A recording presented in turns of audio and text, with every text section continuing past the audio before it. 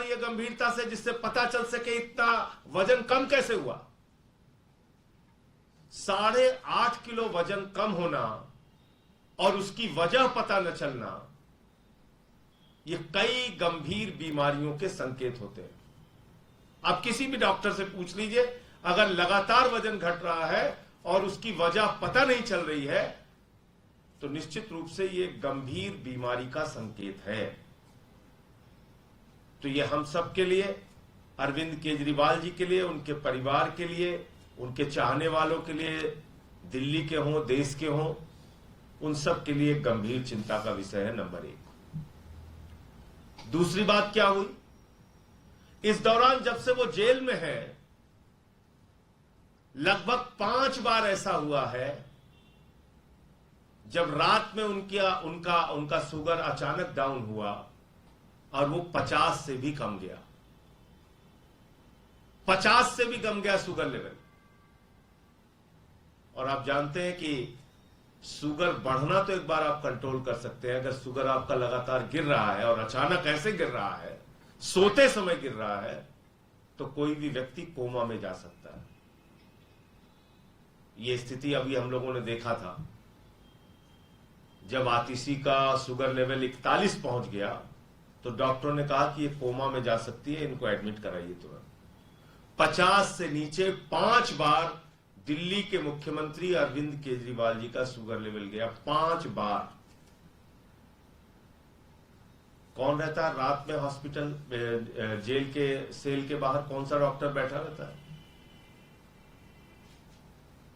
कौन सा डॉक्टर रात की ड्यूटी करता है जेल के अंदर? मैं खुद रहा हूं 6 महीने, आप घंटी बजाते रहिए, बहुत मुश्किल से आपको रात में अगर कोई समस्या हो गई तो ओपीडी ले जाया जाता है। तो ये सब क्यों किया जा रहा है और किस वक्त में किया जा रहा है? आपको याद होगा, जैसे ही ईडी कोर्ट ने जमानत दी थी, हाई कोर्ट में पहुंचकर बगैर ऑर्डर की कॉपी के ईडी ने स्टे ले लिया, जो भारतीय न्यायपालिका के इतिहास में पहली और एकमात्र घटना है। कानून को, नियम को, प्रक्रियाओं को ताक पे रख के स्टे ले लिया गया अरविंद केजरीवाल जी के रिहाई के ऊपर। किसके द्वारा? प्रधानमंत्री नरेंद्र मोदी जी के अधीन आने वाली एजेंसी ईडी के द्वारा। और जब हम लोगों ने कहा कि सुप्रीम कोर्ट से राहत मिल जाएगी और पक्का मिल जाएगी, ऐसा पूरी संभावना लग रही थी, ऐसी पूरी उम्मीद थी, क्योंकि जो सुनवाई के दौरान हम लोगों ने देखा था अदालत का रुख, उससे साफ लग रहा था कि अरविंद केजरीवाल जी को राहत मिलेगी। उससे ठीक पहले सीबीआई का झूठा, मनगढ़ंत, बेबुनियाद केस अरविंद केजरीवाल के खिलाफ बनाया गया। क्यों बनाया गया? उनकी जिंदगी के साथ खिलवाड़ करने के लिए। क्यों बनाया गया? उनके स्वास्थ्य के साथ खिलवाड़ करने के लिए। तो प्रताड़ना, जेल में डालना तो एक विषय है, लेकिन केजरीवाल अपने स्वास्थ्य से टूट जाए, उनको गंभीर बीमारी हो जाए, उनके साथ जेल के अंदर कोई अनहोनी हो जाए, कोई घटना दुर्घटना हो जाए, ये बड़ा साजिश और षड्यंत्र का मकसद है भारतीय जनता पार्टी और देश के प्रधानमंत्री का। इसलिए माननीय न्यायालय को भी इन बातों का संज्ञान लेना चाहिए। और जो एक छोटा मामला अब सीबीआई का बचा है, आप जानते हैं ईडी जब जमानत देती है तो पीएमएलए की शर्त कहती है कि अदालत को यह लगना चाहिए कि व्यक्ति निर्दोष है, तभी उसको जमानत मिल सकती है। ईडी की कोर्ट ने जमानत दिया, यह मान के दिया कि अरविंद केजरीवाल निर्दोष है, यह मान के दिया कि ईडी के अधिकारी बायस्ड तरीके से, दुर्भावना से केजरीवाल के खिलाफ केस बना रहे हैं, कार्रवाई कर रहे हैं। और दूसरा, जो सुप्रीम कोर्ट का फैसला आया कल, उस फैसले में भी साफ तौर पे कहा गया है कि जांच करने का मकसद, पूछताछ करने का मकसद ये नहीं कि आप किसी को गिरफ्तार कर लें। और बहुत सारे गंभीर सवाल ईडी के ऊपर उठाए गए। लार्जर बेंच से फैसला आएगा और मुझे पूरी उम्मीद है कि जिस तरह से पीएमएलए का और ईडी का दुरुपयोग सिर्फ और सिर्फ राजनीतिक विरोधियों को गिरफ्तार करने और प्रताड़ित करने के लिए किया जा रहा है, उस पर माननीय सर्वोच्च न्यायालय की जो बड़ी बेंच है जो गठित होनी है वो निश्चित रूप से रोक लगाएगी और कोई एक फैसला देगी। लेकिन जो केजरीवाल के स्वास्थ्य की हालत है, आपके माध्यम से देश को पता होना चाहिए कि अगर उनको जल्द ही बाहर निकालकर समुचित इलाज नहीं किया गया तो उनके साथ कोई गंभीर घटना जेल के अंदर हो सकती है। रात बिरात अगर इसी प्रकार से 5 बार शुगर डाउन हो चुका है तो रात बिरात उनके साथ कोई घटना हो सकती है। मैं फिर दोहराना चाहूंगा कि शुगर लेवल के मामले में अगर शुगर 50 से नीचे इस प्रकार जाता है तो कई बार सोते सोते व्यक्ति कोमा में जा सकता है। तो ये बातें थी जो आपसे शेयर करना था, आपको जानकारी देना था कि 21 मार्च से अब तक 8.5 किलो वजन कम हो चुका है। 5 बार उनका रात में सोते वक्त वजन 50 शुगर लेवल 50 से नीचे जा चुका है। अब मुझे पूरी उम्मीद है कि सीबीआई मामले में भी जल्द ही राहत मिलेगी।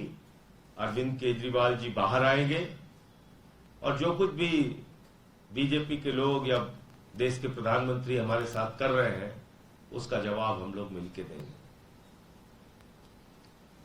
आज पंजाब के जालंधर वेस्ट का भी रिजल्ट आया है। लगभग 38,000 वोटों से हमारा कैंडिडेट महेंद्र भगत जी जो हैं वो वहां से चुनाव जीते हैं। आपको मालूम होगा कि पंजाब के मुख्यमंत्री ने भगवंत मान जी ने दिन रात प्रचार करके अपने सारे मंत्रियों के साथ, विधायकों के साथ, कार्यकर्ताओं के साथ मेहनत करके ये चुनाव लड़ा और यही आम आदमी पार्टी के साथियों की खूबसूरती है, यही हमारे संगठन की खूबसूरती है कि सब लोग मिलकर अपने लक्ष्य के लिए काम करते हैं। लोकसभा का परिणाम हमारे अपेक्षाओं के अनुरूप नहीं रहा, लेकिन विधानसभा के इस परिणाम ने, जालंधर वेस्ट के परिणाम ने यह साबित कर दिया कि राज्य सरकार के प्रति पंजाब के लोगों की पूरी आस्था है, राज्य सरकार के प्रति उनका विश्वास अटूट है और यह परिणाम इस बात को दिखाता है। दूसरी, अगर इंडिया गठबंधन की बात करें पूरे देश में, तो इंडिया गठबंधन के लिए भी अच्छी खबरें हैं। लगभग एक तरफा इंडिया गठबंधन इस उपचुनाव में जीत रहा है पूरे देश में। तो अब कहीं ना कहीं भारतीय जनता पार्टी को यह समझ लेना चाहिए कि सिर्फ कोरे वादों और झूठे जुमलों से काम चलने वाला नहीं है। आपको कुछ करके दिखाना होगा। किसानों के लिए, नौजवानों के लिए अग्निवीर जैसी योजना को खत्म करके पुरानी सेना की भर्ती बहाल करनी होगी। वो तमाम जो सवाल हैं वो आपको करके दिखाना होगा। और दूसरी और सबसे बड़ी बात यह है, आम आदमी पार्टी के लिए और हमारे कार्यकर्ताओं के लिए एक उत्साहजनक बात यह है कि आम आदमी पार्टी को एक वरदान मिला है, ईश्वर का वरदान। जो पार्टी को धोखा देगा उसकी राजनीति खत्म हो जाएगी।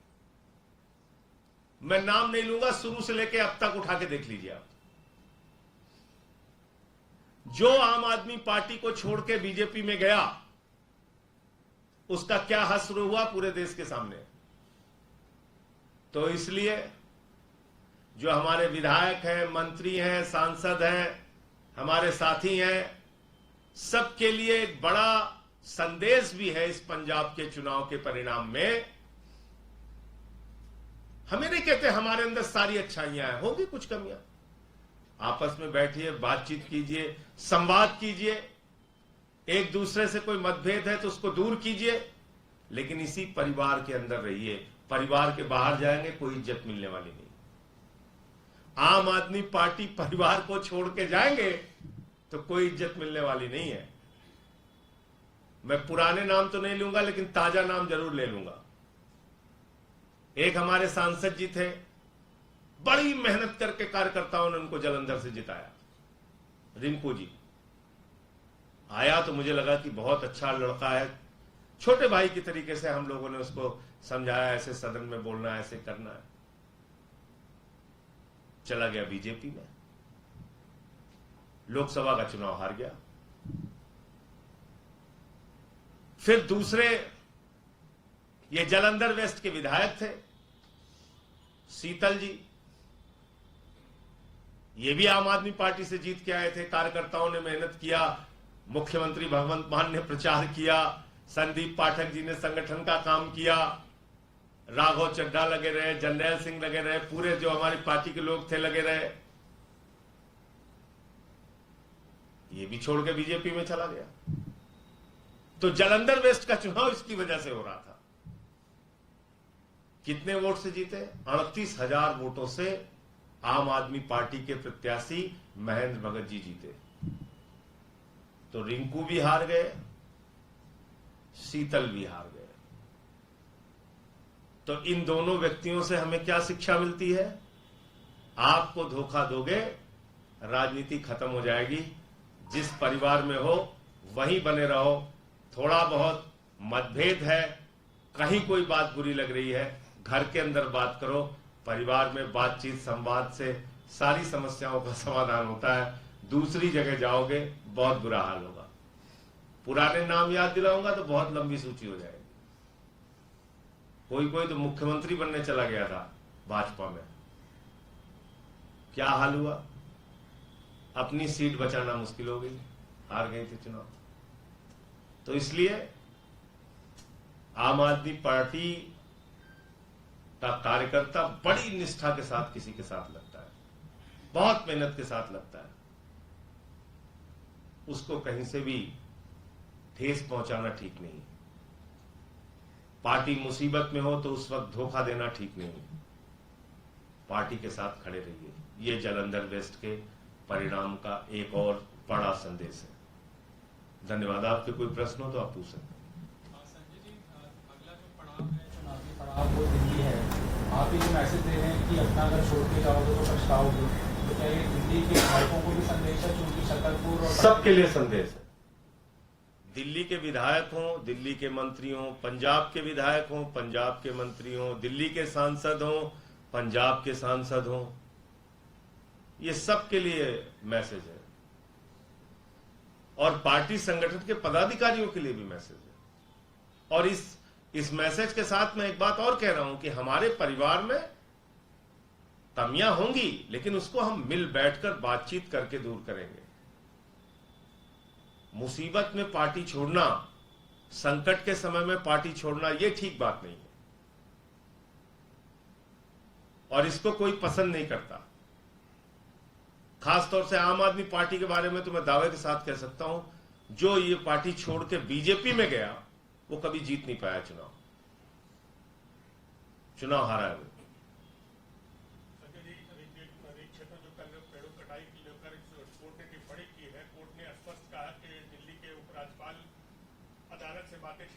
खुद को कोर्ट समझ बैठे हैं। ये बहुत गंभीर टिप्पणी है कोर्ट की और इसकी पूरी जांच गहनता के साथ होनी चाहिए। जो इसके लिए जिम्मेदार है, मामला न्यायालय में है तो निश्चित रूप से वहां से एक कड़ा फैसला उन लोगों के खिलाफ आएगा जिन्होंने ये पेड़ कटवाने का काम किया है। और अब तक जो अखबारों की खबरें आ रही हैं, जो जानकारियां मिल रही हैं और जो अदालत के सामने भी जानकारियां आ रही हैं, उसमें एलजी पूरी तरीके से इन्वॉल्व है। जी 25 जून को संविधान दिवस के रूप में मनाने की बात चल रही है। देखिए 30 जनवरी को गोडसे ने गांधी जी की हत्या की थी और 30 जनवरी को प्रधानमंत्री नरेंद्र मोदी ने चंडीगढ़ में संविधान की हत्या की। खुलेआम कैमरे के सामने 7 वोट रद्द करके मेयर का चुनाव जीत लिया। 30 जनवरी को भी संविधान की हत्या दिवस रूप में बनाया जाना चाहिए। अरुणाचल की पूरी कांग्रेस पार्टी की सरकार तोड़ के बीजेपी में मिला ली, उस दिन को भी संविधान की हत्या के दिवस के रूप में मनाया जाना चाहिए। उत्तराखंड की सरकार तोड़ के गिरा दी, उसको भी लोकतंत्र और संविधान की हत्या के दिवस के रूप में मनाया जाना चाहिए। मध्य प्रदेश की कांग्रेस की सरकार तोड़ के गिरा दी, खरीद फरोख्त करके गिरा दी, उसको भी संविधान की हत्या के दिवस के रूप में मनाया जाना चाहिए। कर्नाटक की सरकार तोड़फोड़ करके खरीद फरोख्त करके गिरा दी, उसको भी संविधान की हत्या के दिवस के रूप में मनाया जाना चाहिए। महाराष्ट्र की सरकार खोखा खोखा करके 50-50 करोड़ में विधायकों को खरीद के महाराष्ट्र की सरकार गिरा दी, उसको भी संविधान की हत्या के दिवस के रूप में मनाइए। गोवा में तोड़फोड़ करके सरकार बनाई गई, उसको भी संविधान की हत्या के दिवस के रूप में मनाइए। पहलवान बेटियों को जिन्होंने राष्ट्र का गौरव पूरी दुनिया में बढ़ाया, आपने दिल्ली की सड़कों पे उनको घसीट घसीट के मारा। उस दिन जिस दिन नई संसद का उद्घाटन हो रहा था, वो संविधान की हत्या नहीं है। कैसे होती है संविधान की हत्या? कैसे होती है संविधान की हत्या? एक आदिवासी के युवक के सिर पे बीजेपी का नेता पेशाब करता है। आजादी के 77 साल के बाद भी दलित का बच्चा अगर गुजरात में एक बॉल छू लेता है, उसका अंगूठा काट लिया जाता है। अभी बताना है संविधान की हत्या कैसे होती है। आदिवासी समाज के एक मुख्यमंत्री को बगैर किसी आरोप के झूठे मामले बना के हेमंत सोरेन को गिरफ्तार कर लिया जाता है, एक निर्वाचित सरकार को अस्थिर किया जाता है। वो संविधान की हत्या के दिवस के रूप में मनाया जाना चाहिए। 21 मार्च दिल्ली के 3 बार चुने हुए मुख्यमंत्री, सबसे लोकप्रिय मुख्यमंत्री देश के, जिन्होंने अनुकरणीय काम करके दिखाया, अरविंद केजरीवाल को गिरफ्तार करना संविधान की हत्या का दिवस है। 21 मार्च। कितनी संविधान की हत्या करोगे मोदी जी आप? कितनी तारीखें बताऊं आपको? आपने मनीष सिसोदिया को पकड़ के जेल में डाल दिया, सत्येंद्र जैन को पकड़ के जेल में डाल दिया, मुझे 6 महीने बिना किसी कारण के जेल में रखा। 3 मंत्री बंगाल के आज भी जेल में है। संजय रावत जेल में रहे, अनिल देशमुख जेल में रहे। बिहार के नेताओं पे छापेमारी करते हो आप। पूरे देश में विपक्ष को पकड़ पकड़ के, गला पकड़ के जेल में डाल रहे हो। अखिलेश यादव को सीबीआई का नोटिस, राहुल गांधी को सीबीआई का नोटिस, सोनिया गांधी को सीबीआई का नोटिस। कितनी हत्या कर रहे हो संविधान की आप? कितने दिवस मनाए जाए? प्रधानमंत्री नरेंद्र मोदी और उनकी पार्टी सुबह उठने से लेकर रात सोने तक हर दिन हर पल संविधान की हत्या कर रही है। और अब क्या बाकी रह गया? इससे ज्यादा प्रमाण चाहिए आपको? मनुस्मृति पढ़ाया जाएगा दिल्ली विश्वविद्यालय में। मनुस्मृति पढ़ाएंगे लोग। मनुस्मृति, कैसे दलितों को प्रताड़ित किया जाए, कैसे पिछड़ों को प्रताड़ित किया जाए, कैसे उनके साथ भेदभाव किया जाए, कैसे उनके कान में पारा डाला जाए, कैसे उनको श्लोक सुनने की इजाजत नहीं, कैसे उनको मंदिर में जाने की इजाजत नहीं। यह पढ़ाओगे आप? यह संविधान की हत्या नहीं है? मैं बार बार कहता हूं, भारतीय जनता पार्टी का संविधान नागपुर से चलता है। देश का संविधान बाबा साहब डॉक्टर भीमराव अंबेडकर जी ने लिखा है। भाजपा भारत का संविधान नहीं मानती, भाजपा नागपुर का संविधान मानती है। आप मनुस्मृति पढ़ा रहे हैं, कह रहे संविधान हत्या दिवस मनाएंगे। मनुस्मृति पढ़ा रहे हो दिल्ली विश्वविद्यालय में, शर्म नहीं आती तुम्हें?